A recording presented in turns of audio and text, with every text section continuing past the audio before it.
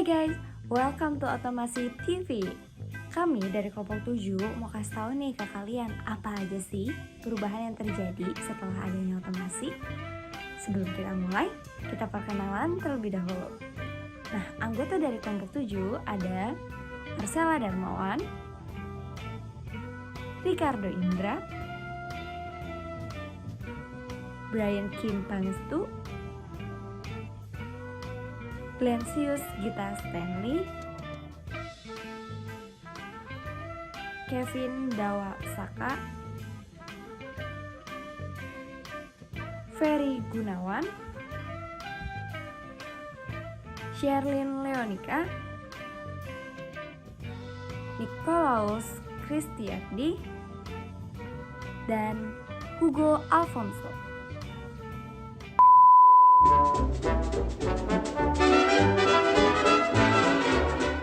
Fer, baju lu kenapa sobek gitu? Ya tadi ketakut paku nih mau keluar pintu. Kok bisa sih? Ya tadi gue buru-buru mau terangin tugas, malah kesangkut paku, robek deh.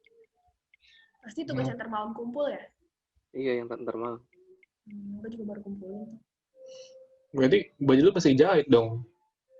Iya, ntar gue kasih mbak gue deh biar jahit. Ini jahit manual? Iyalah, yang pakai pakai jarum. benang sama jarum itu? Iya. Ih, itu mah gue mata gue aja susah banget kalau masukin benang ke jarum itu. Gimana mbak lu? Gimana dong? Ya kalau gue sih sekarang ada jahit tuh ada yang otomasi, Fer. Lu tau gak? Enggak, yang mana tuh? Zaman sekarang tuh udah otomasi apa-apa. Nah, mungkin untuk penjelasan lebih jelasnya kita bisa lihat video ini ya. Mesin jahit portable ini mudah dibawa dan dipindahkan kemana saja tanpa membutuhkan meja permanen seperti mesin jahit klasik. Berat mesin jahit portable ini adalah sekitar 2-4 kg. Selain itu, bentuknya pun ramping dan desainnya juga lebih modern. Mesin jahit portable memiliki fitur dan fungsi yang beraneka ragam. Contohnya memiliki banyak pola jahitan seperti pola zigzag ataupun pola jahit berbentuk bulan sabit. Mesin portable ini juga menggunakan daya listrik yang kecil, sehingga lebih menghemat listrik di rumah. Karena mesin jahit ini memiliki desain modern, tidak heran banyak anak muda yang memilih untuk memakai mesin jahit ini ketimbang memakai mesin jahit manual atau yang klasik. Ada satu lagi mesin jahit yang dipakai dalam skala besar, namanya mesin jahit CNC. Mesin ini biasanya dipakai pada industri yang melayani di bidang garment. Jadi bisa dibilang proses produksinya massal. Beda tuh sama mesin jahit portable tadi yang mungkin produksinya cuma satuan. Nah, CNC sewing machine ini merupakan mesin jahit otomatis yang dioperasikan menggunakan software, sehingga dapat menghasilkan jahitan yang sangat presisi dan sangat efisien. Fungsi CNC dalam hal ini lebih banyak menggantikan pekerjaan operator dalam mesin konvensional. Misalnya, pekerjaan setting atau mengatur gerakan sampai pada posisi siap memotong. Dengan berkembangnya mesin jahit CNC seperti ini, maka pola jahitan yang rumit sekalipun dapat dibuat dengan mudah dan dalam jumlah yang banyak. Nah gitu Fer penjelasannya tentang mesin jahit itu. Ya tuh, Fer, sekarang udah nggak zaman yang namanya jahit manual. Keren juga ya, gue baru tahu loh. Iya keren lah. Udah, ntar baju lu jahit otomasi aja kali ya, nggak usah jahit manual aja. Ntar gue beli dulu lah. Sekarang Iya. gue pakai mbak dulu.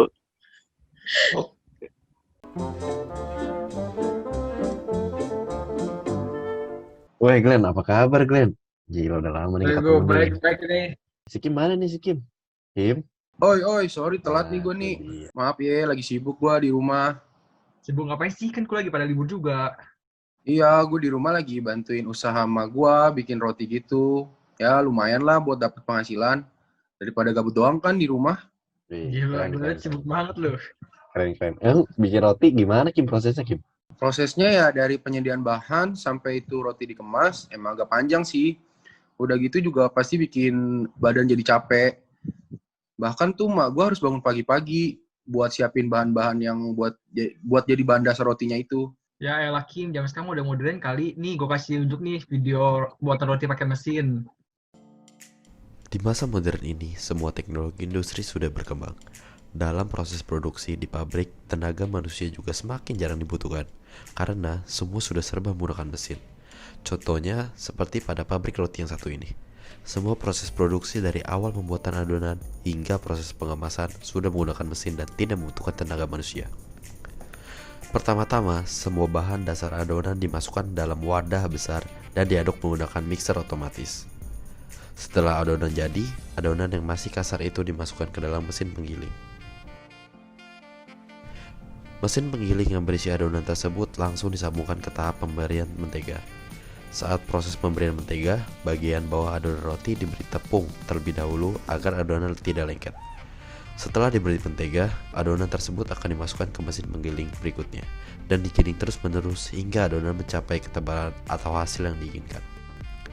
Saat adonan sudah mencapai ketebalan yang sempurna, akan dilanjutkan ke tahap pemotongan dan bentukan menjadi segitiga. Adonan yang sudah berbentuk segitiga ini dimasukkan ke dalam mesin dan secara otomatis akan menggulung adonan segitiga tersebut menjadi roti.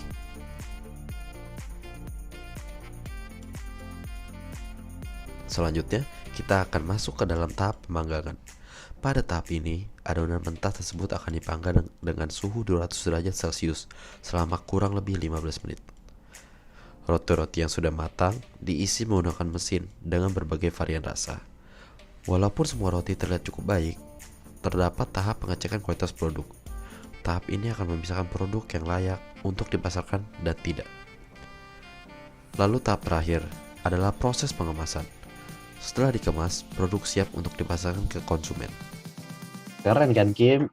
Jadi sekarang kalau mau bikin roti, udah no ribet-ribet lagi Kim. Tinggal masukin bahan-bahannya ke mesin, beres deh. Oh iya sih, emang keren banget. Wah, nanti pokoknya kalau usaha roti gue udah gede harus banget sih ganti-ganti jadi otomasi pakai mesin gitu semua. Ya pokoknya biar membantu proses produksi gue lah pokoknya. Oke deh, sorry ya gue harus cabut duluan nih. Gue harus bantuin emak gue lagi, belum kelar ininya proses pembuatannya juga. Oh, Oh oke iya, deh Kim. Gak apa Kim. Oke, Dadah. bye Kim.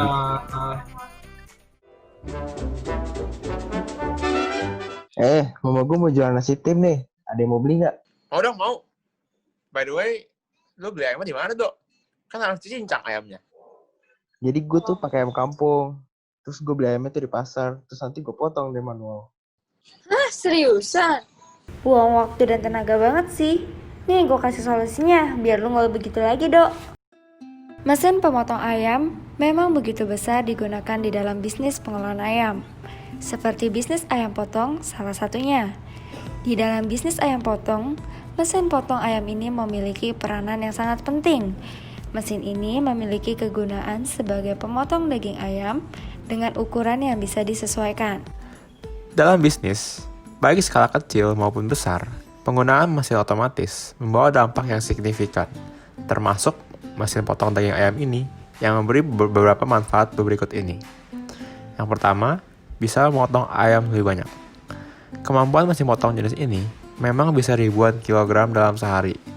Tak pelak membuat pelaku bisnis ayam potong bisa meningkatkan produksi secara maksimal.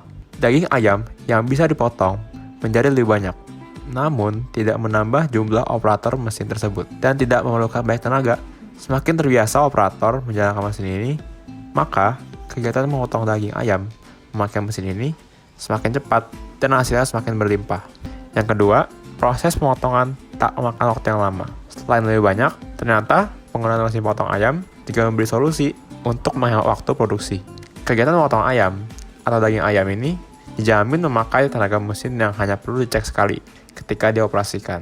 Kinerja mesin ini otomatis sehingga tidak slambat ketika dikerjakan secara manual oleh karyawan Anda.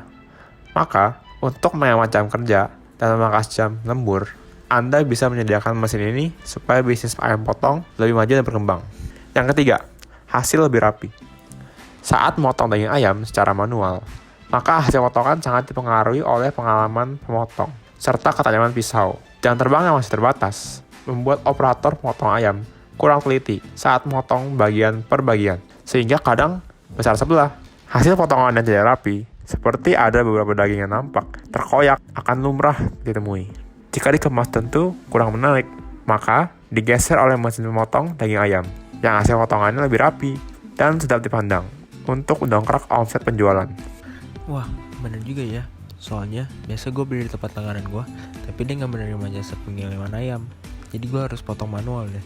Makasih ya sarannya, sekarang gue jadi lebih mudah deh.